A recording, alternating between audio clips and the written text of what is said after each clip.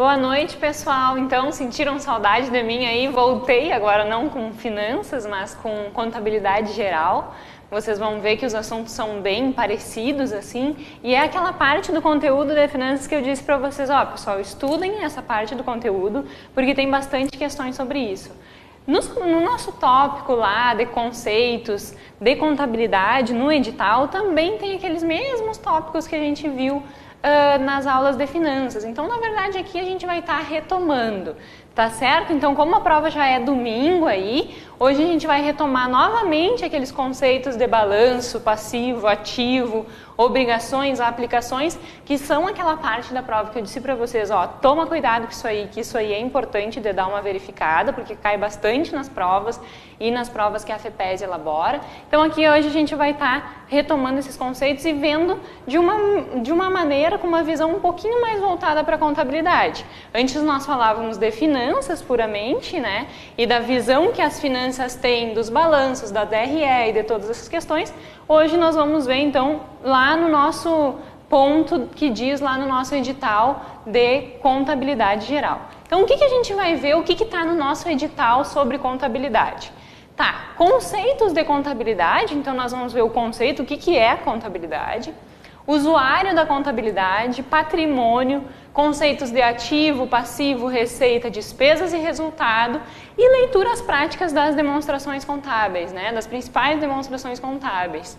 E aí, dentro dessa leitura prática das demonstrações contábeis, não sei se vocês lembram, lá na nossa primeira aula de finanças, a gente falou das demonstrações contábeis, as 5 principais. Nós vamos voltar a falar delas e essa leitura prática seria mais uma análise delas que a gente também já viu. Então, é uma retomada desses conceitos realmente, para que fique, como a prova está aí domingo, serve também de revisão para vocês e ó, afiadinho e não errar nenhuma questão dessas variáveis de balanço, essas questões voltadas a esses conceitos, tá certo? Então, nós vamos começar. O que é contabilidade e para que serve a contabilidade? Isso pode cair lá na prova, uma questãozinha assim perguntando conceito de contabilidade, né? Alguma coisa, será que a contabilidade serve para isso? Será que a contabilidade serve para aquilo? Então, aqui a gente vai observar para que serve a contabilidade. Então, aqui eu quero que vocês acompanhem comigo o conceito bem detalhado de contabilidade. Então, a contabilidade é a ciência que estuda e controla o patrimônio. Então, o que é o patrimônio? Os bens, direitos e obrigações da empresa. Mediante o registro, então, a gente vai ter o registro, né? Registro e controle das saídas, das entradas, do que aplica, das origens. E a partir desses registros, a gente vai desenvolvendo demonstrativos financeiros, que são DRE, balanço patrimonial, né? E interpretar esses balanços, essas informações, e analisar essas informações, ver se elas estão gerando uma capacidade para a empresa de se desenvolver em termos econômicos e se está agregando valor para o seu acionista. Então, para vocês conseguirem decorar esse conceito, que quando a gente lê o conceito fica um pouco nebuloso, tem um esqueminha aqui embaixo, ó. Então, a contabilidade nada mais é do que tu estudar e controlar o patrimônio da nossa empresa. Estudando e controlando o patrimônio, fazendo registros, nós estaremos desenvolvendo as nossas DREs e os nossos balanços e, por fim, a partir do desenvolvimento dessas DREs, balanços e demonstrativos financeiros, a gente consegue, então, identificar se essa empresa está tendo um bom desempenho econômico, se está criando valor, né? Se está criando riqueza patrimonial. Então, nada mais é do que isso. Estudar a estrutura patrimonial da empresa a partir de registros. Esses registros eles são feitos então por meio de demonstrativos financeiros e esses demonstrativos, a partir da análise desses demonstrativos, a gente consegue identificar se a empresa está construindo ou não riqueza para os seus acionistas. Então, basicamente é isso que a contabilidade estuda. No próximo slide, a gente tem esse conceito um pouquinho mais enxuto, que diz a mesma coisa que o conceito anterior, só que de uma maneira bem resumida, caso vocês... eu quero gravar um conceito que fique bem forte na minha memória. Grava esse. O que é a contabilidade? A contabilidade é a ciência que estuda e controla o patrimônio das entidades mediante registro, então registrar os valores, demonstração e interpretação desses fatos ocorridos. Então, lembrando, registro é o fato de eu registrar todos os movimentos que a empresa tem. Depois, as demonstrações são essas demonstrações contábeis, demonstrações financeiras, né? E a interpretação delas é as análises para ver se realmente eu estou conseguindo construir ou não riqueza para os meus acionistas. Então, basicamente, é isso que a contabilidade ela se ocupa de fazer. É a preocupação de controlar o patrimônio por meio de registros que gerem demonstrações financeiras, contábeis e que identifique a riqueza dessa nossa empresa. Então, basicamente é isso, sempre contabilidade está vinculado com patrimônio. Então, controlar esse patrimônio é função da contabilidade, certo? Então, se aparecer alguma questãozinha lá na prova sobre conceito de contabilidade, você sempre tem que lembrar, controlar patrimônio a partir de registros e esses registros gerando demonstrativos e analisando esses demonstrativos. Então, bem básico esse conceito, é bem um conceito introdutório mesmo, eu não acredito que a prova vai cobrar muito além disso, porque como a gente sabe, a gente está estudando aqui para o edital para administrador, então o foco não é que eles aprofundem nas questões de contabilidade. Quando tem o tópico no edital de contabilidade, é simplesmente um esboço mesmo do que é a contabilidade e para que ela funciona. O segundo tópico dentro do nosso edital lá de contabilidade é usuários da contabilidade. Quem é que usa a contabilidade? Quais são as pessoas, quais são as entidades que usufruem das informações que a contabilidade disponibiliza? Então a gente pode separar os usuários da contabilidade em 3 grandes grupos. Primeiro, os grupos internos, os grupos externos e nós, pessoas físicas. Quem são o grupo interno? Os grupos que estão dentro da nossa organização. São eles, funcionários, investidores, administradores. Externos, banco, governo, fornecedores. E, por fim, separado desses grupos internos e externos, temos nós, que podemos ser internos ou externos, né? Podemos trabalhar na organização ou não, e aí pensando em nós como pessoas físicas mesmo, e não vinculando as demonstrações financeiras da empresa, somos nós, pessoas físicas. Por que pessoas físicas? Nós vamos estudar um pouquinho mais para frente depois o porquê, mas isso pode ser um pega-ratão lá na prova. A gente pode imaginar, por exemplo, que nós, pessoas físicas, não temos preocupação e não precisamos da contabilidade. E pelo contrário, nós também somos usuários da contabilidade. Então, um alerta aí na prova é que, sim, pessoas físicas, elas também são usuárias da contabilidade. Então, vamos esmiuçar cada um desses usuários da contabilidade, por que eles são usuários da contabilidade. A gente vai começar, então, pelos usuários internos. O nosso primeiro usuário interno são os funcionários. Por que os funcionários, eles se preocupam, ou os colaboradores da empresa, né, se preocupam com a contabilidade da empresa? Porque eles querem saber qual é a solidez financeira e econômica da empresa, que se essa solidez financeira ou econômica tem capacidade de arcar com os salários deles. Ou seja, será que a instituição, a organização, a empresa, ela está bem financeiramente, vai conseguir pagar o salário para os seus funcionários? Ou não, ela não está numa boa situação financeira e o funcionário ele tem que se preocupar, então, que daqui a pouco ele pode ser demitido ou não receber o seu salário. Então, a questão de importância da contabilidade para os funcionários está diretamente vinculada com o fato da empresa ter ou não solvência. O que é solvência? É capacidade de pagamento. Será que ela tem capacidade de arcar com esse compromisso de pagar? Então, capacidade da empresa de arcar com o salário de seus funcionários. Então, a maior preocupação dos funcionários em relação à contabilidade é exatamente a capacidade que a empresa tem de arcar com esses salários. E por que a contabilidade está vinculada a isso? Porque são nos demonstrativos financeiros que a gente consegue analisar e ver se a empresa está ou não com uma boa estrutura financeira para conseguir arcar com esses compromissos. Certo?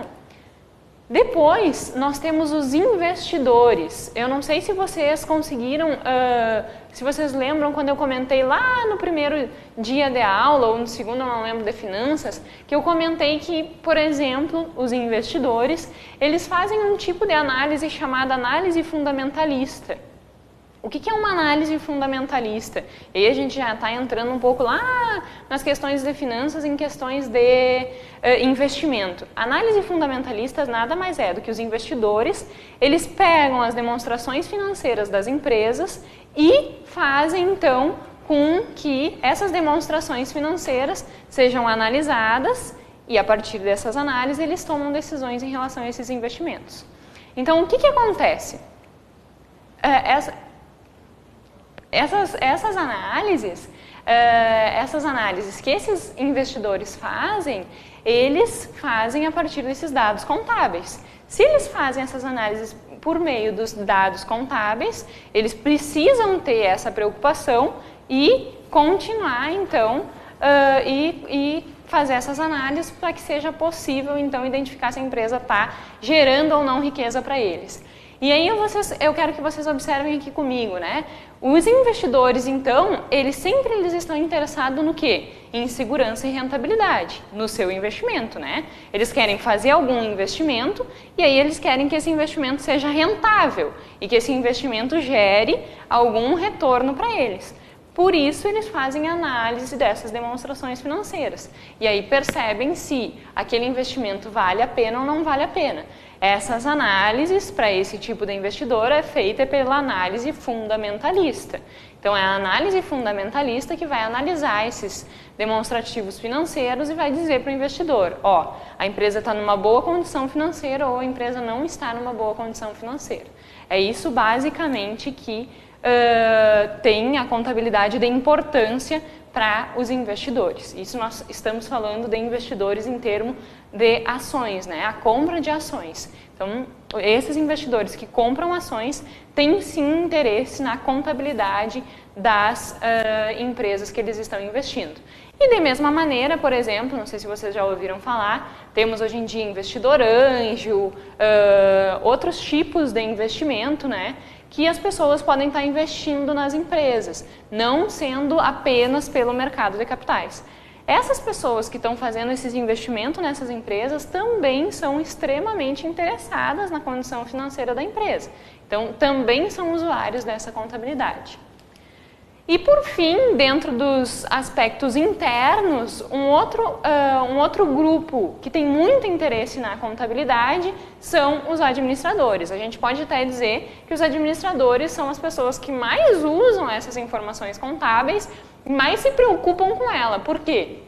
A partir dessas informações contábeis é que esses administradores eles vão tomar decisões financeiras. Então, a gente faz análise dessas demonstrações contábeis e toma decisões financeiras, de planejamento. Lembra que nós falamos lá na aula de finanças? Planejamento financeiro, de curto, de longo prazo, orçamento, projeções. Tudo isso é feito muito com base nos dados que a contabilidade estrutura e fornece dentro desses demonstrativos financeiros. Então, o administrador, sem dúvida nenhuma, ele é desses nossos stakeholders, né? O administrador é o maior interessado nesses dados contábeis. Então, a gente finalizou os 3 grupos de interesse dentro dos usuários da contabilidade internos, que são eles funcionários, investidores e administradores. Funcionário quer saber se a empresa tem capacidade de pagar, os investidores querem saber se a empresa vai dar rentabilidade, ou seja, retorno para eles, e o administrador quer pegar esses dados contábeis e fazer análise para desenvolver estratégias futuras. Então, esses são os nossos 3 grupos aí, usuários da contabilidade internos. Depois nós temos, que estava lá no nosso slide geral, o pessoa física. E aí a gente pode pensar assim, a pessoa física não tem interesse nenhum pela contabilidade. Eu, pessoa física, você que está aí no vídeo assistindo, não tem interesse nenhum pela contabilidade. Sim, todos nós temos interesse por contabilidade. Não diretamente a contabilidade estruturada de balanço DRE, mas nós temos bens, nós temos direitos, nós temos obrigações, temos salários, temos contas a pagar e tudo isso deve ser estruturado de alguma maneira. Obviamente que dentro da nossa vida cotidiana a gente não vai elaborar essas demonstrações financeiras estruturadas, mas nós, pessoas físicas, não deixamos de ser usuários desses conceitos de contabilidade.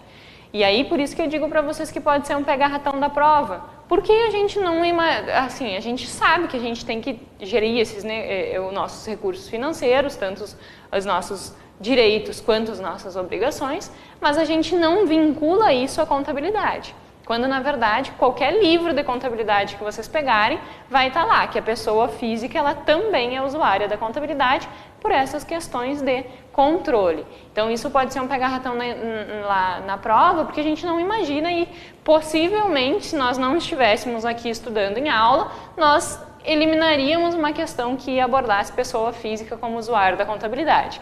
Então, vocês, a partir de agora, já sabem. Nós, pessoas físicas, também somos usuários da contabilidade, certo?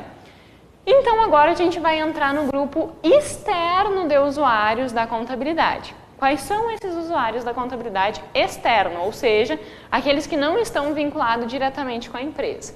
São eles, banco, governo e fornecedores. A gente vai começar lá pelo banco. Por que o banco tem interesse na contabilidade? Obviamente, quando a gente vai... Tem duas maneiras que a gente vai até o banco conseguir recurso. Uma é nós irmos ao banco, nós empresários, né, como empresas. Uma é nós irmos ao banco pedir um empréstimo ou financiamento, ou nós vamos ao banco para pedir adiantamento de clientes, né, ou adiantamento de duplicatas, ou adiantamento de receitas. O que é isso?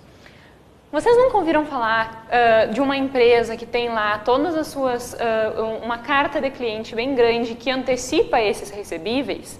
Ela antecipa esses recebíveis lá no banco. Vai lá, o banco cobra uma taxa por ela, dá o dinheiro para ela e o banco fica responsável então por aqueles títulos, né? E aí quando a pessoa paga aquele título, vai pagar para o banco e não mais para a empresa, porque a empresa já antecipou esse recebimento. Obviamente, o banco cobra uma taxa por isso. Outra forma, então, que o banco tem de nos emprestar dinheiro é por forma de empréstimo e financiamento. E aí, quando que o banco vai nos dar empréstimo ou financiamento, ou quando que o banco vai fazer adiantamento de recebíveis para a nossa empresa, se a nossa empresa não tiver consolidada demonstrações financeiras e contábeis que ele possa usar em seu favor para analisar a situação financeira e econômica da empresa. Então, o que o banco faz? Ele recolhe, normalmente o banco pede em torno de 3 a 5 anos de demonstrações financeiras, então principalmente balanço e DRE, demonstração do resultado do exercício, né, e balanço patrimonial, recolhe esses dados dessa empresa e faz uma análise dessa empresa. A partir de analisar todos esses dados contábeis é que ele vai dizer para a empresa se ele vai liberar ou não recurso para aquela empresa. Então ele faz toda essa análise para ver se a empresa vai ter condições futuras de pagar aquele empréstimo que está fazendo naquele momento. Então, sem dúvida nenhuma, o banco é um dos grandes interessados no nos nossos demonstrativos financeiros e no uso da contabilidade, porque ele usa isso para decidir se vai ou não emprestar dinheiro para uma empresa, certo? O outro usuário da contabilidade é o governo. O governo, ele também é usuário da contabilidade. Um instante. Travou. Problemas mecânicos aqui. Já resolvemos. O governo é um outro usuário da contabilidade. Por que o governo também é usuário da contabilidade? Qual é o compromisso que a empresa tem com os recebíveis, né? Com a estrutura financeira dela em relação ao governo? Tem que pagar imposto. Toda empresa tem que pagar impostos. E aí, qual é o interesse do governo nas nossas demonstrações financeiras? O interesse do governo é ver se essa empresa terá capacidade de arcar com esses impostos, com esses tributos. Ou seja, ela tem capacidade de tributar e arrecadar. Então, a empresa ela tem capacidade de pagar esses tributos e o governo tem capacidade, tem disponibilidade, então vai conseguir arrecadar tudo aquilo que ele tem interesse de arrecadar. Então, o governo está diretamente relacionado com a questão da contabilidade por causa da questão do tributo. Outra coisa é que, Quando a gente faz todos os demonstrativos financeiros e DRE e balanço patrimonial, lá a gente coloca provisões de imposto de renda, coloca o que a gente vai pagar de imposto e o governo também usa desses dados para ver se a gente está sonegando informações. Por exemplo, se a gente tem uma receita muito grande e não tem entrada de produtos, ou o que normalmente acontece, né? Uma empresa compra muito, digamos que ela gaste 100 mil de estoque, e aí lá nas suas receitas tem apenas 50 mil de venda. Aí o governo vai ligar as anteninhas e pensar como é que a empresa ela está, então, comprando tanto e não está vendendo tudo isso. Ou ela vai falir, ou ela não está tirando nota daquilo que ela está vendendo. E aí está sonegando. Então, conseguir descobrir isso, o governo consegue descobrir essas informações pelos demonstrativos financeiros. Então, é por esse motivo que o governo também é um usuário da contabilidade. O nosso terceiro usuário da contabilidade são os fornecedores. Os fornecedores é o nosso último interessado na contabilidade dentro do grupo externo. E da mesma forma que o governo e o banco têm interesse em saber se nós temos capacidade de pagar, o fornecedor é a mesma coisa. O fornecedor vai querer analisar as nossas demonstrações contábeis para identificar se nós teremos capacidade de arcar com os compromissos que nós estamos firmando com ele. E, além disso, ele vai querer observar quanto de prazo ele vai poder nos dar. Será que eu posso dar prazo para esse cliente? Então, o fornecedor faz essa análise e ele vai dar prazo para aquele cliente, obviamente, que ele tiver uma garantia maior que vai ter condições de arcar e pagar essa responsabilidade. Então, aqui nós encerramos os nossos usuários da contabilidade. Então, os usuários da contabilidade, eles são internos, eles são externos e somos nós, pessoas físicas. Então, internos são os funcionários, são os investidores e são os administradores. Sempre relacionado com a questão de capacidade da empresa de pagar salário, capacidade da empresa de dar rentabilidade e as decisões estratégicas baseadas nesses contextos. E os externos, banco, governo e fornecedor, sempre estão com aquele objetivo de observar se a empresa tem condições, tem capacidade, tem solvência para conseguir arcar, então, com essas obrigações que ela vai fazendo ao longo da sua vida. Então, esses são os nossos usuários da contabilidade, que tanto a gente escuta falar e muitas vezes a gente não sabe efetivamente os conceitos e o porquê cada um deles tem interesse. Então, pode surgir aí uma questãozinha na prova, bem básica nessas questões, né? Porque não tem muito que se aprofundar nesses quesitos. Pode surgir aí uma questãozinha na prova falando desses interessados e usuários da contabilidade. E eu ainda dou um chute aí que na prova pode aí pegar um pega-ratão na questão da pessoa física, né? É um chute que eu tô dando. Vai que eu acerto e realmente caia na prova, né? Aí vocês já sabem e já acertaram. Então, a gente já falou dos usuários da contabilidade, agora a gente vai entrar em alguns outros conceitos. Patrimônio, ativo, passivo, receita, despesa, são todos conceitos que de certa maneira a gente já conseguiu dar uma observada neles e uma identificada no que eles significam nas aulas de finanças, mas aqui a gente vai dar então um olhar um pouquinho mais direcionado para contabilidade efetivamente.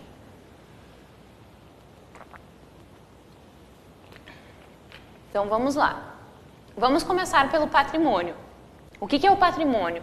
E tem várias questões, eu não trouxe tantas questões para a aula de hoje, porque nós já debatemos muitas das questões que estão relacionadas com esse conteúdo. Mas eu não sei se vocês lembram, em uma das nossas aulas nós discutimos uma questão lá que falava de patrimônio, bens patrimoniais, né? E até a gente vai discutir um pouquinho sobre isso também. Qual é a diferença entre patrimônio e bens patrimoniais? Então, vamos iniciar pelo conceito de patrimônio. Patrimônio são todos os bens, direitos e obrigações que uma empresa ou uma pessoa possui. Então, aqui tem o nosso funilzinho. É o nosso passivo, o nosso ativo e o nosso patrimônio líquido.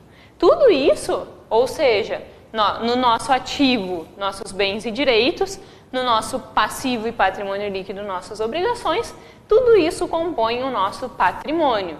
E o nosso patrimônio, ele é, por meio da contabilidade, desenhado, registrado no nosso famoso balanço patrimonial. E aí é no balanço patrimonial que a gente vai conseguir fazer análises e descobrir qual é a situação, qual é a posição financeira da empresa, como que ela está consolidada, se ela está com uma boa situação financeira e econômica ou não está com uma boa situação financeira e econômica. Então, patrimônio, bens, direitos e obrigações de qualquer empresa ou pessoa física. Esses bens, direitos e obrigações, por meio da contabilidade, são registrados no balanço patrimonial e é o nosso balanço patrimonial que vai nos dizer, que vai nos mostrar qual é então a posição financeira da empresa. E aí, quando a gente fala em equilíbrio, né, o termo balanço, ele já está falando, né, em equilíbrio. E aí a gente vai para esse próximo slide que a gente já discutiu bastante nas outras aulas, né, o nosso famoso balanço patrimonial. E aí vocês devem ter lá na faculdade observado nas aulas de contabilidade. Eu vou voltar a desenhar o nosso balanço e aí vocês devem ter observado lá nas aulas que vocês tinham de contabilidade que sempre o nosso ativo, passivo e o nosso PL, né? E sempre o nosso somatório do ativo total é igual ao somatório do nosso patrimônio líquido. Opa, desculpa, do nosso passivo total, né? Então, sempre o lado das origens tem que ser igual aos lados das aplicações. Que nem dizem os contadores, né? Para cada débito tem um crédito, para cada crédito tem um débito. Então isso, dentro das aulas de contabilidade, é quase um mantra, assim, né? Para cada débito tem um crédito, para cada crédito tem um débito. Nós, administradores, costumamos usar mais o termo origem e aplicação. Então, para cada origem, temos uma aplicação. Para cada aplicação, temos uma origem. A gente não tem como fazer uma aplicação em algum lugar sem ter de onde tirar esse dinheiro. Então, sempre o nosso ativo total, ele vai ser igual ao nosso passivo total. Passivo mais patrimônio líquido. E aí, está ali no nosso slide, né? Então, que o nosso ativo, ele sempre vai ser igual à soma do nosso passivo mais nosso patrimônio líquido, que vai ser aqui o nosso passivo total. Então, sempre esses dois lados têm que se igualar. Então, quando vocês conversarem com algum contador, os contadores vão dizer para vocês assim: a gente sai da prova sabendo se acertou ou errou, porque se não bateu a conta do ativo com o passivo, significa que alguma conta foi lançada errada. Então, eles já conseguem fazer tipo uma revisão aí na própria área da prova para ver se conseguiu acertar ou não. Por quê? Porque sempre o ativo tem que bater com o passivo total. Não bateu, tem algum lançamento contábil errado. Então, no nosso contexto, o que tem que ficar claro para vocês é que aqui a gente está se referindo às origens, né? E aqui a gente está se referindo às aplicações. Ó, ficou um M, uma ponta do M a mais. Origem e aplicação.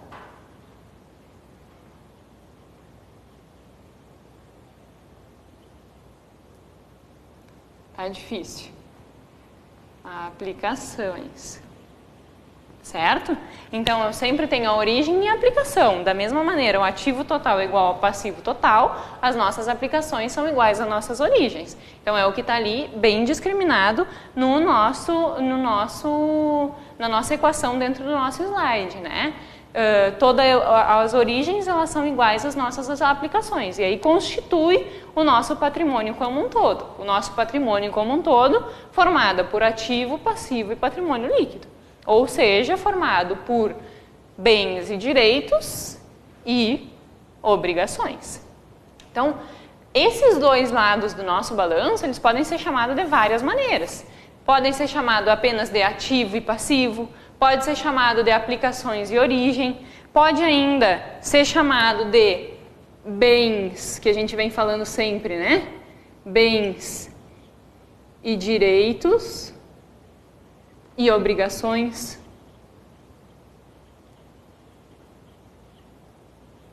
Então, tem várias maneiras de nós caracterizarmos o nosso balanço patrimonial e o nosso patrimônio. Então, não é porque vocês chegaram lá na prova e está escrito de maneira diferente que não seja a mesma coisa. Todos esses nomes, eles são sinônimos. Então, bens e direitos são as mesmas coisas que aplicações, que são as mesmas coisas que o nosso ativo. As nossas obrigações são as nossas origens, que são os nossos passivos. Então, tudo isso está interligado e sempre bens e direitos é igual a obrigação, a aplicação é igual a origem, e o nosso ativo total é igual ao nosso passivo total. Então, sempre um lado tem que bater com o outro, né? Tem que dar certo essa coisa aí. Então, o nosso patrimônio é constituído por tudo isso. E aí, eu trouxe isso como uma curiosidade mesmo, porque apareceu já, a gente já viu isso em outras questões, em outras aulas que a gente teve, e por isso que eu resolvi trazer a diferença entre esse conceito. O que é patrimônio, o que são bens patrimoniais? Então, como eu estava comentando, patrimônio é tudo isso. Bens, direitos e obrigações. Ativo, passivo e patrimônio líquido. Isso são todo o nosso patrimônio. Mas patrimônio é diferente de bens patrimoniais. Por que é diferente de bens patrimoniais?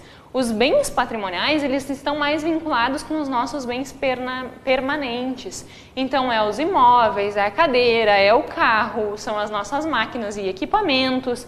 Então, é mais vinculado com o que está lá no nosso imobilizado, no nosso ativo, que está aqui embaixo.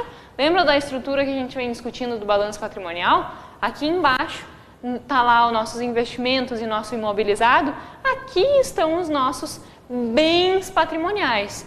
Bens patrimoniais, então, eles são bens mais permanentes, ou seja, eles têm uma maior longevidade, né? Eles têm uma maior durabilidade. Então, esses bens patrimoniais que a gente se refere são diferentes do nosso patrimônio, que é todo o nosso balanço, todos os nossos bens, direitos e obrigações. Então, patrimônio é diferente de bens patrimoniais. Patrimônio é tudo, bens patrimoniais está mais relacionado com os nossos bens permanentes. Então, isso tem que ficar bem claro, esse conceito. Já apareceram questões em outras provas com essa questão aí bem detalhada nas questões. Então, se não tiver bem certo desse conceito, pode vir a errar. Então, é um conceito bem importante de que vocês fiquem aí gravado, diferença entre patrimônio e bens patrimoniais. Certo? Depois de nós falarmos, então, de patrimônio no geral, que é todo o nosso balanço, nós vamos esmiuçar cada um dos pedacinhos desse nosso balanço e também falar de outras questões como receita e despesas. Então, agora a gente vai falar dessas questões mais vinculadas, desses conceitos mais contábeis. A gente já viu na aula de finanças o nosso ativo, o nosso passivo, o nosso patrimônio líquido, só que agora a gente vai ter um olhar um pouquinho mais com o vocabulário da contabilidade. Então, agora a gente vai entrar nos conceitos de ativo, conceitos de passivo, conceito de receita, conceito de despesa e conceito de resultado, certo? Então, vamos começar lá pelo nosso conceito de ativo. O que são ativos? Ativos são todos aqueles bens e direitos da empresa adquiridos no passado, ou seja, quando a gente está analisando um balanço, o que está registrado aqui no nosso ativo, a gente já tem. A gente já tem o caixa, a gente já tem o cliente, a gente já tem o estoque, a gente já tem o imobilizado. Então, por isso que a gente diz que são eventos passados, porque isso já está consolidado, são os nossos bens e direitos. Então, por isso que diz ali no nosso conceito, ó, consequências de eventos passados, dos quais, obviamente, tu espera um resultado econômico. Porque a gente não vai fazer investimentos nos nossos ativos, nos nossos bens e direitos, sem esperar que esses investimentos gerem alguns resultados. Então, sempre o conceito de ativo são bens e direitos com consequências de eventos passados que se espera, tem uma expectativa de benefícios de fluxos futuros. Então, resumidamente, o ativo é isso, né? Lembrando que como é que a gente consegue aumentar a nossa conta ativo lá no nosso balanço? E aí isso é bem uma visão mais da contabilidade, né? Como é que a gente consegue aumentar o nosso ativo? A gente aumenta o nosso ativo pelo recebimento de receitas, né? Então, eu fiz uma venda lá na minha DRE, ficou registrada a minha venda. Se eu fiz uma venda, vai entrar dinheiro no meu caixa, vou aumentar o meu ativo. Pelas obtenções de recursos de terceiros. Então, pela obtenção de recursos de terceiros, também vou conseguir aí aumentar o meu ativo, né? Porque eu tô, por exemplo, aumentando o estoque, né? Ou os sócios da entidade. Ou ainda pela venda de um outro ativo com lucro, né? Qualquer coisa que gere lucro vai estar aqui aumentando o nosso ativo. Então, essas são as questões que podem conseguir elevar o nosso bens e direitos. Aqui está, nesse slide, mais delimitado, mais uma vez, como a gente já viu nos conceitos lá de finanças, mas está mais esmiuçado quais são as contas que existem dentro do nosso ativo. Então, lembrando, o nosso ativo, ele é subdividido em ativo, aqui é um ativo total, né? Ele é subdividido no nosso ativo circulante e no nosso ativo não circulante. Quais são as contas que pertencem a cada um deles? E aí eu quero falar para você sobre duas contas que eu acho que nós não chegamos a comentar de maneira clara. Lembrando mais uma vez que as contas ali no ativo circulante, caixa, bancos e aplicações financeiras, na verdade, são as nossas disponibilidades. Isso tem que ficar bem claro, porque pode aparecer lá na questão, como a gente já viu outras questões falando sobre isso, né? Caixa tem tanto e aplicação financeira tem tanto. Quanto que tem de disponibilidade? Temos que somar caixa e aplicação financeira. Isso tem que ficar bem claro. Então, caixa, banco, aplicação financeira, disponibilidades. Clientes significa que a gente fez uma venda a prazo e que esses clientes estão nos devendo. Então, a gente tem um direito de receber esse dinheiro. E estoque, a gente tem um estoque para vender, né? Um direito nosso. E ali tem duas contas que apareceram que a gente ainda não discutiu e que pode vir a aparecer aí na prova. Adiantamento a fornecedores e adiantamento de salários. Mas, professora, fornecedores e salário não é uma obrigação? Não deveria estar no passivo? Sim, só que nós estamos falando de adiantamento. E aí, quando vocês querem saber se uma conta ela deve ser registrada no ativo ou no passivo, vocês sempre lembrem, aquilo é um bem ou é uma obrigação da empresa? E aí pensa assim, adiantamento a fornecedores. O que significa a conta adiantamentos a fornecedores? Significa que a empresa pagou antecipadamente por um produto que o fornecedor ainda não entregou. Então, o que ela tem em relação a esse fornecedor? Ela tem um direito sobre esse fornecedor ou ela tem uma obrigação? Ela tem um direito, porque ela já pagou e ainda não recebeu essa mercadoria. Então, ela tem um direito em relação ao seu fornecedor de receber essa mercadoria. Então, por esse motivo que está lá alocado no nosso ativo circulante. Porque a empresa, o que está alocado no nosso ativo circulante? Bens e direitos. Se a empresa adiantou um dinheiro para o fornecedor e o fornecedor está devendo o produto para ela, ela tem um direito em relação àquele fornecedor. Então, adiantamento a fornecedores deve ser alocado no ativo circulante. Da mesma maneira que adiantamento de salários. O que é adiantamento de salários? Acontece muito, né? Vocês devem ter passado por isso em algum momento da vida de vocês. Chega lá no chefe, ô chefe, com licença, pode me dar um vale aí? Adiantamento de salários. O chefe, querendo ou não, está adiantando um salário para vocês. E aí o que ele está fazendo? Ele está pagando antecipadamente. E aí ele tem um direito sobre você. Você está recebendo, então você tem que prestar esse serviço para ele. Então, dentro do nosso ativo, ele vai estar lá no ativo circulante. Por quê? Eu adiantei salário. Então, a empresa, ela tem um direito em relação àquele funcionário. Ela tem um direito de receber aquele serviço. Então, está exatamente alocado no nosso ativo circulante. Então, são duas contas que muitas vezes pode gerar alguma dúvida da alocação delas. Mas elas deviam estar no passivo. Então tem que sempre fazer essa análise. Surgiu lá na prova uma conta que vocês não sabem se deve ser alocada no ativo ou no passivo, pensem. A empresa tem um direito sobre isso ou ela tem uma obrigação? Ela já pagou, então ela tem um direito ou uma obrigação? Ela tem um direito. Se fosse obrigação, ela teria que ainda arcar com esse compromisso. Então, se surgir alguma conta lá na prova que nós, por algum motivo, não tenhamos discutido aqui na aula, vocês usem esse raciocínio que eu tenho certeza que vocês vão conseguir acertar se a conta é alocada no ativo ou no passivo. Só pensando nisso. A empresa tem um bem ou tem um direito ou tem uma obrigação em relação a essa conta? E aí vocês vão matar a questão, dou certeza para vocês, tá? E lá no nosso famoso ativo não circulante, a gente volta com aquelas contas, né? Conta de ativo realizável a longo prazo, investimento, imobilizado. Dentro do imobilizado, máquina, prédio, terreno, veículos. Lembrando que depreciações é uma conta redutora do ativo. Eu não vou fazer um desembolso, até eu coloquei uma questão aí de novo sobre isso.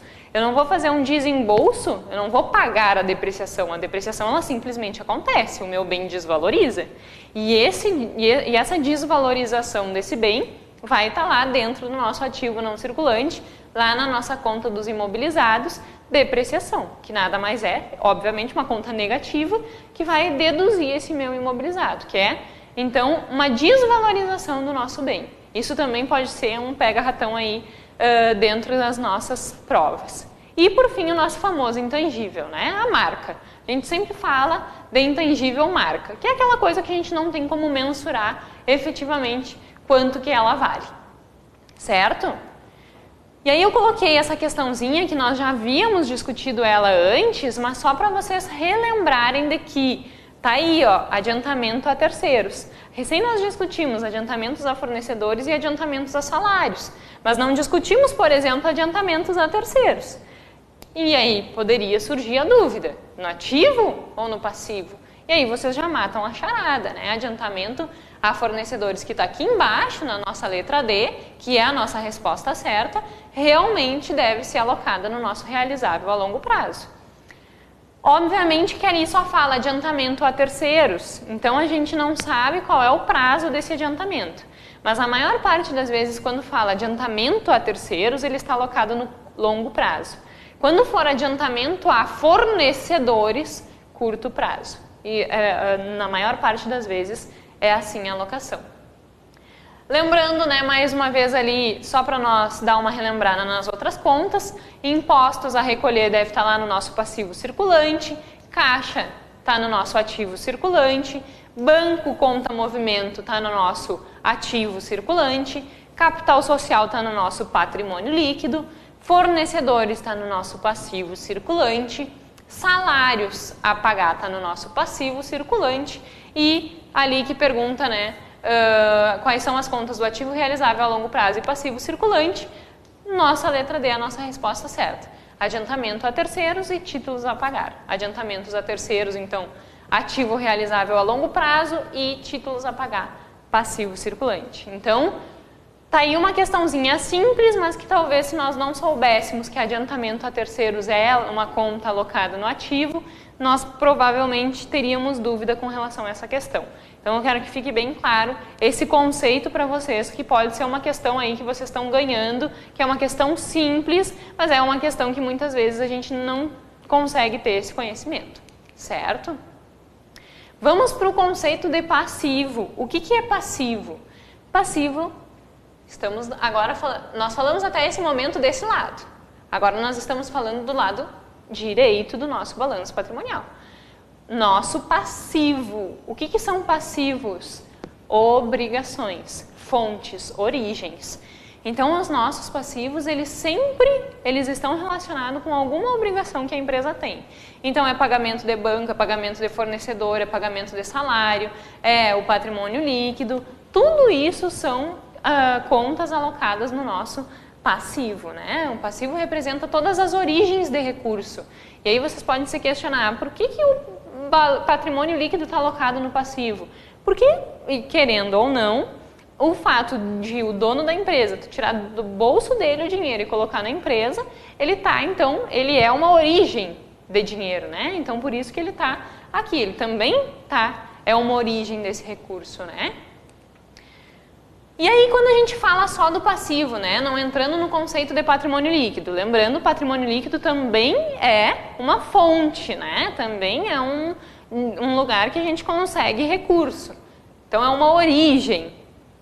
Não falando da questão do patrimônio líquido, falando só do passivo, lembrando que da mesma maneira que o nosso ativo, o nosso passivo é separado em passivo circulante e passivo não circulante.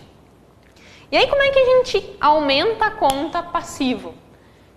Tem algumas coisas que podem acontecer que aumentam a nossa conta passiva. Pela captação de empréstimo e financiamento, obviamente, se eu captar mais empréstimo e financiamento vai aumentar o meu passivo. Pela compra de um ativo a prazo, por exemplo, compra de fornecedores ou compra de alguma outra coisa, vou a prazo, né? Lembrando que tem que ser a prazo para mim colocar lá no meu passivo, senão, se for à vista, simplesmente sai aqui do meu caixa e entra para o meu, por exemplo, se for um carro, vai sair do meu caixa e vai entrar para o meu imobilizado.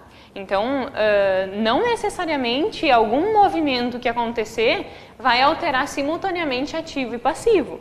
Por exemplo, se for uma compra de um carro para a empresa à vista, o dinheiro vai sair das disponibilidades e vai direto para o nosso imobilizado em forma de carro. Então, não alterei o meu passivo, eu alterei só o meu ativo. Eu tirei dinheiro do caixa e aloquei no meu imobilizado. Tirei dinheiro do caixa para pagar o carro. O carro agora vai ficar lá no nosso imobilizado. Então, não necessariamente uma alteração no passivo gere imediatamente uma alteração no ativo. Ou uma alteração no ativo gere uma alteração no meu passivo. Pode ser que, como eu estava falando, um pagamento à vista, eu altere só a conta do meu ativo. Então, isso também pode ser um pega-ratão que a prova venha a apresentar. Então, quais são as outras que podem aumentar essa nossa conta passiva, né? Como eu falei, empréstimos e financiamentos, compra a prazo ou contas de salários e impostos, como eu comentei antes. E o que diminui esse nosso passivo? Diminui o valor quando eu faço algum pagamento, né? Por exemplo, aqui no meu passivo circulante tem a conta fornecedor. Aí eu vou lá e pago o meu fornecedor. Sai dinheiro da minha conta caixa e sai dinheiro da minha conta fornecedor. Por quê? Sai dinheiro da minha conta caixa e vai lá para a empresa que eu paguei o fornecedor e a minha dívida com o fornecedor aqui diminui. Então, nessa movimentação, eu estou operando com o meu ativo e no meu passivo.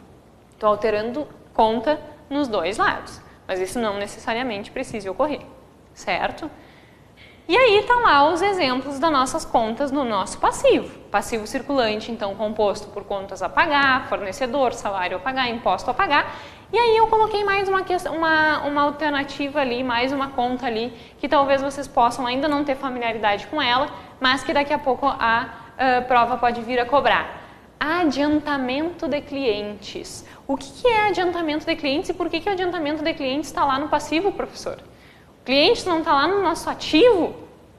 Adiantamento de clientes é o mesmo raciocínio que a gente faz, adiantamento a fornecedor, que a gente tem um direito em relação ao fornecedor, adiantamento a clientes, se o cliente adiantou um dinheiro para nós agora temos uma obrigação com esse cliente. Então, a gente tem que prestar um serviço para esse cliente, ele nos adiantou um dinheiro. Um exemplo, uma empresa, por exemplo, de móveis.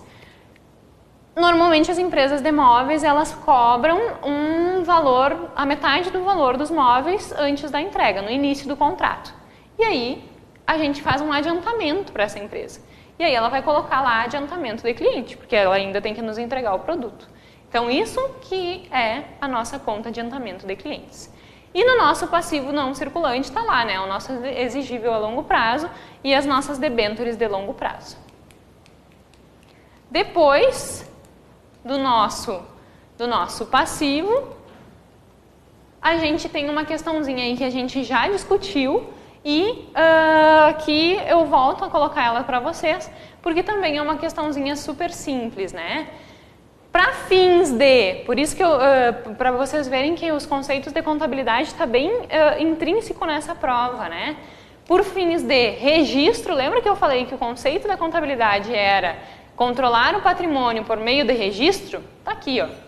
Para fins de registro e controle, os dois conceitos de contabilidade, a contabilidade divide em duas partes. O que a contabilidade divide em duas partes? O nosso patrimônio. Então, para fins de registro e controle, a contabilidade divide o nosso patrimônio em ativo e passivo. Ativo e passivo. No nosso ativo, nós temos os nossos direitos e obrigações. No nosso passivo, no nosso ativo, nós temos os nossos bens e direitos. No nosso passivo, nós temos nossas obrigações. Então, uma questãozinha aí que resume bem os conceitos de finalidade, que resume bem os conceitos de contabilidade, certo? Agora nós vamos para o conceito de patrimônio líquido, esse pedacinho aqui debaixo do nosso balanço, né? O que é patrimônio líquido? Como eu disse para vocês, também é uma origem de recurso, só que é do próprio dono da empresa. E como é que essa conta ela pode se alterar, né? Corresponde a quê? Então, ela corresponde aos recursos financiados dos sócios, né? Por exemplo, capital social, e também dos lucros obtidos que ainda não foram distribuídos. Então, se a empresa tem lá na sua DRE consolidado, por exemplo, lucros, vai lá no nosso balanço patrimonial a conta lucros ou prejuízos acumulados. Então, também pode ser aí. E o nosso patrimônio líquido, ele é considerado nosso ativo líquido. Por quê? Porque ele é residual. Descontando tudo que eu tenho aqui no meu passivo, capital de terceiros, o que sobrar é do meu patrimônio líquido. Então, por esse motivo, ele também é considerado o ativo líquido, certo? Então, o nosso patrimônio líquido ele vai ser nada mais, nada menos do que o nosso ativo menos o nosso passivo. E aí a gente vai consolidar o nosso patrimônio líquido. O nosso patrimônio líquido, como eu já discuti em outras aulas, ele é formado por capital social, reservas de capital, ajustes de avaliação patrimonial, reserva de lucros, ações em tesouraria. Lembrando que ações em tesouraria são aquelas ações que a empresa já pode colocar elas no mercado a ser negociada, só que ainda não colocou, ou que fez alguma recompra de ações, ou seja, são aquelas ações que a empresa tem em sua posse, né? E lucros ou prejuízos acumulados. Esse é o nosso conceito de patrimônio líquido. Depois a gente vai para o conceito de receitas. O que são receitas? Receitas nada mais são do que tudo aquilo que a gente conseguir proveniente das nossas vendas ou da nossa prestação de serviços. Então, é todo o dinheiro que entra, de alguma maneira, para a empresa. Então, são sempre com geração de recursos de receita, sempre vai estar aumentando o nosso caixa, né? Porque a gente fez uma venda, por exemplo, fiz uma venda à vista, diretamente para o meu caixa. Fiz uma venda a prazo, vai para a minha conta cliente. Então, sempre que eu tenho uma receita, eu tenho um aumento do meu ativo. E aí, a conta receita, ela sempre vai gerar esse benefício, né? E ela parte, então, das vendas de produtos, vendas de mercadoria ou prestação de serviços, certo? E ela sempre parte desse aumento do benefício econômico, né? Eu estou fazendo alguma venda, eu estou gerindo, estou movimentando a parte econômica da minha empresa. Despesas. O que é despesas? E aí eu quero que vocês lembrem de um conceito bem importante. Qual é a diferença de custos e qual é a diferença de receita? De despesa, desculpa. Quando a gente fala em custo, custo é tudo aquilo que está vinculado ao nível de produção. Despesa são tudo aquilo que direto ou indiretamente também, bem como diz ali, né, direto ou indiretamente ajuda a produzir receita, mas que não está vinculado ao nível de produção. Por exemplo, pagamento do administrativo, compra de produtos de limpeza, luz se não for uma indústria, tudo isso é despesa. E o que é custo? Custo da mercadoria vendida. Por exemplo, pagamento de fornecedor. Isso é um custo. Despesa não tem vínculo com o nível da atividade da empresa. Então, independente da empresa comprar mais ou comprar menos, ela vai ter aquelas despesas. E custos sempre vai estar vinculado com essa variação de receita da empresa. Então isso tem que ficar bem claro, é um conceito bem introdutório também, mas que daqui a pouco foge da cabeça da gente, né? Então ele é um conceito importante da gente lembrar.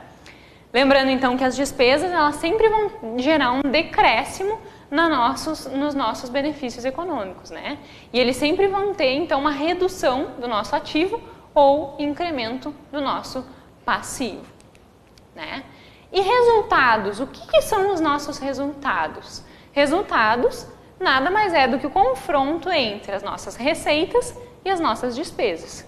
Se as nossas receitas forem maiores que as nossas despesas, nós vamos ter um lucro, e esse é o objetivo das empresas. Se nós tivermos despesas maiores que receitas, nós vamos ter um prejuízo, e esse não é o objetivo da empresa. Aí a empresa estaria destruindo valor e não construindo valor. Então, isso tem que ficar bem claro. O objetivo das empresas é sempre que esse resultado seja positivo. O que é ter um resultado positivo? Ter lucro. E qual é, então, o conceito de resultado? O confronto entre receitas e despesas. O objetivo é sempre que a receita seja maior que as nossas despesas, certo? E aqui a gente tem uma ilustração, né? Receita maior que despesa, tenho lucro.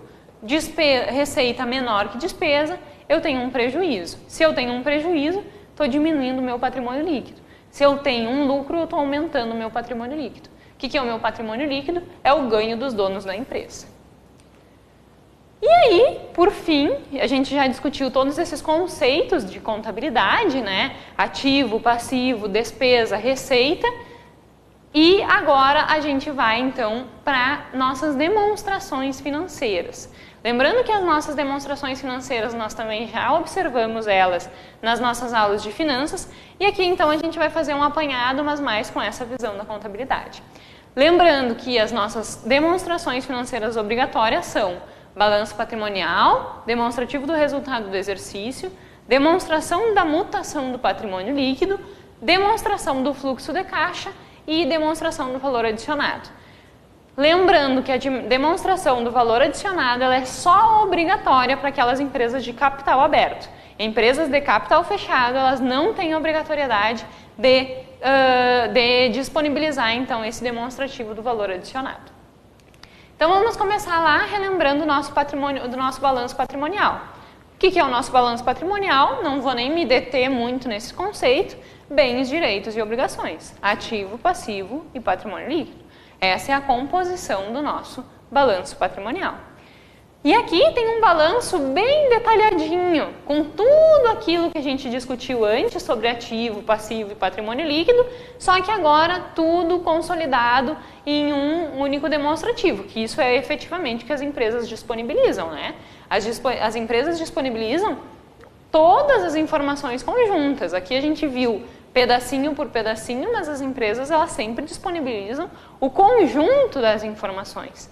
E aí tá lá, né? Nossos disponíveis, caixa, banco, conta, movimento e aplicações, nossos clientes, que é as contas duplicatas, outros créditos, que é adiantamento a empregados, que a gente já discutiu, títulos a recuperar, ICMS a recuperar, por exemplo. Eu paguei errado para o governo e aí entrei com uma ação para reaver esses meus bens. Se eu tenho um direito em relação a esses bens, onde é que vai a conta ICMS a recuperar? No nosso ativo. Estoque, ativo não circulante, falamos aqui da depreciação, que também entra nesses quesitos. Lá no nosso passivo temos as nossas obrigações a fornecedores, temos empréstimos e financiamento, títulos a recolher, ICMS a recolher. O que é a recolher? É a pagar, né? Obrigações trabalhistas, passivo não circulante, o nosso famoso patrimônio líquido. Então, antes da prova, eu quero dar uma relembrada quais são as contas que tem em cada pedacinho do meu balanço patrimonial. Pega aí o balanço patrimonial, dá uma revisada nessas contas para ver se vocês conseguem identificar o que é cada uma dessas coisas, tá? Então vocês façam isso, que é bem interessante fazer essa revisão. Aqui tem uma questãozinha que eu trouxe para vocês, mais para mostrar as questões, eu acho que a gente já discutiu essa questão antes, mas mais para mostrar para vocês alguns conceitos. Lembrando ali, ó, na letra A, né, ele pergunta com relação ao balanço patrimonial o que é correto. Mas eu quero discutir as questões que está errada com vocês. Na letra A depreciação consiste num desembolso. Como eu comentei, a depreciação não é um desembolso, é simplesmente uma desvalorização do bem. A nossa letra B, que é a nossa afirmativa correta, né? As despesas a pagar no passivo circulante podem incluir impostos devidos e salários a pagar nos fornecedores, obviamente, isso a gente já vem falando bastante tempo. Na letra C, o que está de errado ali? Os produtos acabados são contabilizados nas contas a receber. Produtos acabados são contabilizados no estoque, não em contas a receber. Letra D. Os juros dos empréstimos de longo prazo não são contemplados no balanço patrimonial? E são contemplados no balanço patrimonial. E na letra E, o valor líquido dos ativos não circulantes registrados no balanço patrimonial é chamado de valor de liquidação. Não, não tem nada a ver. Então, é só algumas questõezinhas assim para a gente ir relembrando esses conceitos.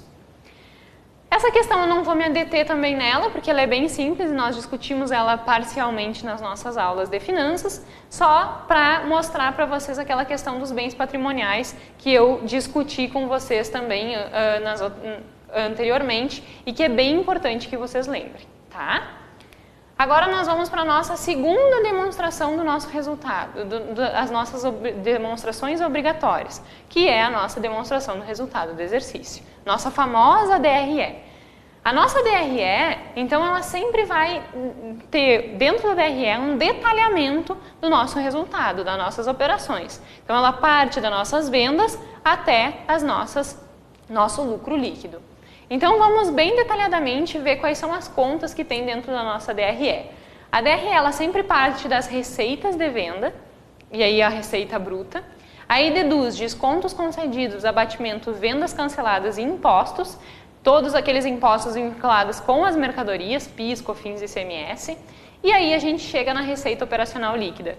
Lembra que eu comentei com vocês lá quando nós estudamos lucratividade, margem bruta, margem operacional e margem líquida? Lembra que sempre era lucro operacional dividido pela receita líquida. Então, a receita líquida que nós falávamos lá é essa receita líquida que a gente tem aqui, deduzindo descontos concedidos, abatimentos, vendas canceladas e impostos, certo? Depois disso, a gente tem então a dedução, depois das receitas líquidas, dedução dos nossos custos das mercadorias vendidas, para chegar no nosso lucro bruto. Depois do nosso lucro bruto, a gente deduz todas as nossas despesas operacionais. Então, despesa de venda, despesa administrativa, honorário da administração, despesa financeira, receita financeira, chegamos no lucro ou prejuízos operacionais. Depois somamos as receitas não operacional e deduzimos as despesas não operacionais, chegamos no resultado antes do IR.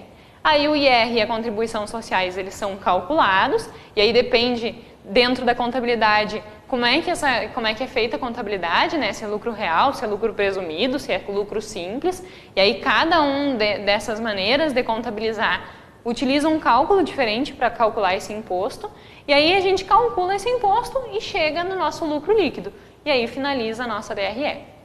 Então, essa é a estrutura da nossa DRE. Se vocês quiserem fazer uma revisão também na DRE da mesma maneira do balanço, vem aqui nesse slide e dá uma relembrada aí no que tem na nossa DRE, certo?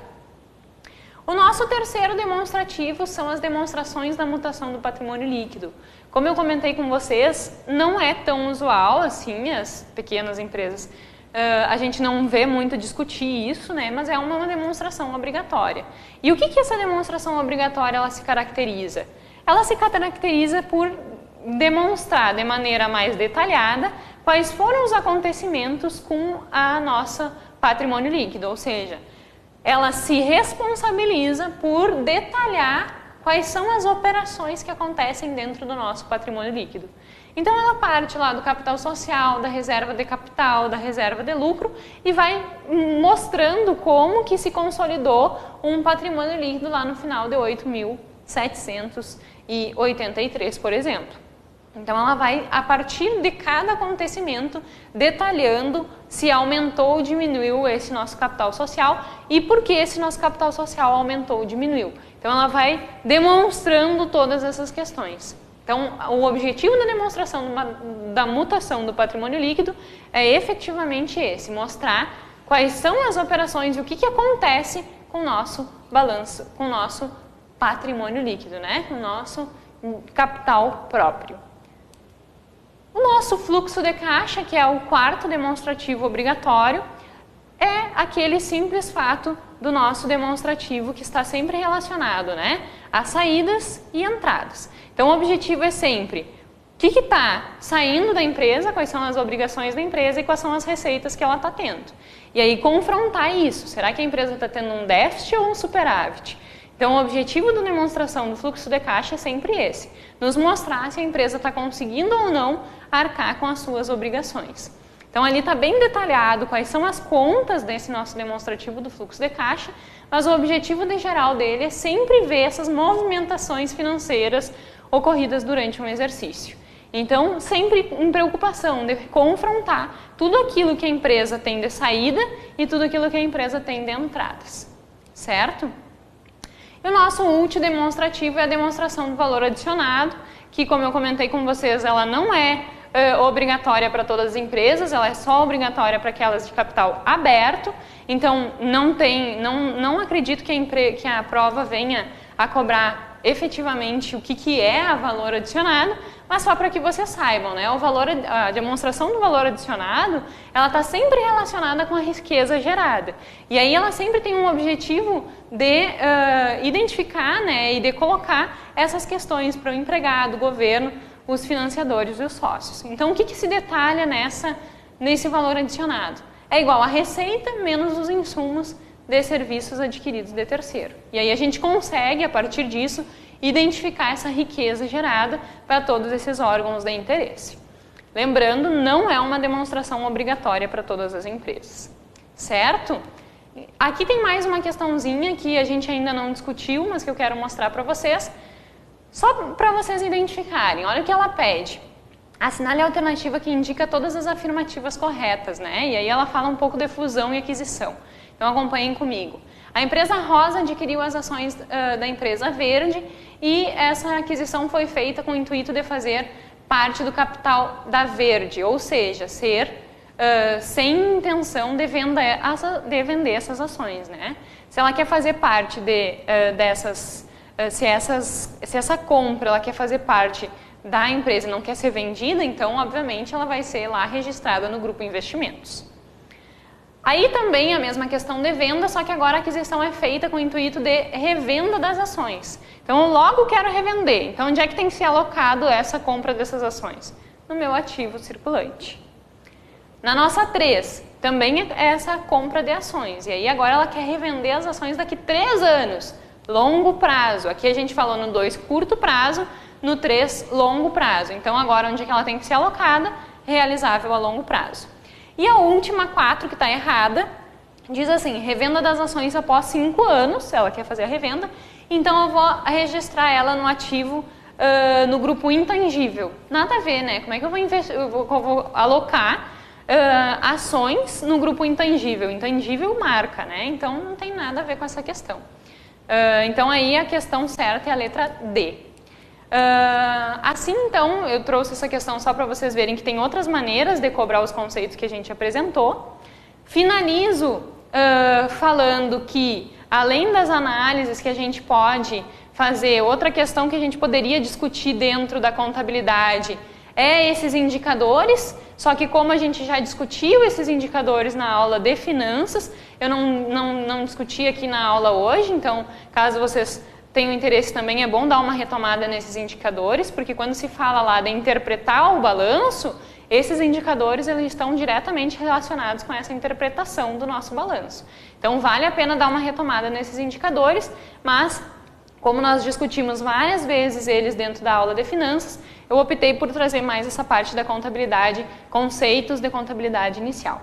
Espero que vocês tenham aprendido mais um pouquinho. Essas questões são bem importantes, como eu comentei, a gente saiu um pouquinho do foco de finanças e teve esse olhar um pouquinho para a contabilidade, para nós liquidarmos então o nosso edital aí nessas questões mais vinculadas aos números, né? Espero que eu tenha contribuído com o aprendizado de vocês, que vocês tenham uma boa prova domingo, boa sorte, fiquem tranquilos e muito obrigada pela participação de todos.